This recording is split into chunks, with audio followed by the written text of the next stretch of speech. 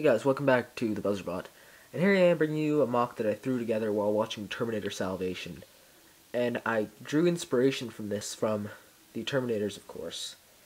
And of course it's not a replica. I couldn't mimic most of the shapes of the T-800, but I just kind of tried to draw inspiration for that kind of style at least, if not a direct replica. Like, it has some Terminator-esque designs.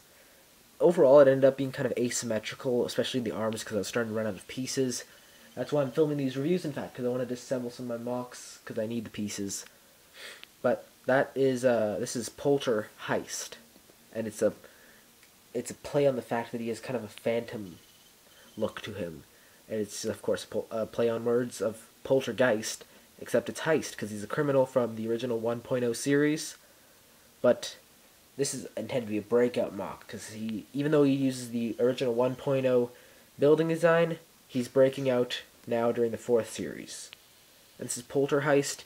He uses his abilities of psychology and ability to evade and have kind of ghost-like demeanor, and his ability to scare people to kind of create a demonic feel to him. And he has the innate ability to scare heroes very easily. So that's how he is such a good criminal. He just is so scary towards heroes. And he is quite tall. He's taller than, like, I don't know. He's about as tall as Von Nebula, maybe a bit shorter, except he is certainly a lot less bulky. And he does have a similar design to Von Nebula, but that's just because I have a lot of Von Nebula's Technic pieces. He's where I got most of my Technic kind of bionicle pieces that I'm using here. He's quite a nice design. His legs are kind of hollow, but I think that kind of attributes to his skeleton-like look. His lower legs are quite nice. Of course, I filled in his feet a little here, using a little small Technic girder to hold this piece in. The arms were well done, I think. I had a little blade back there.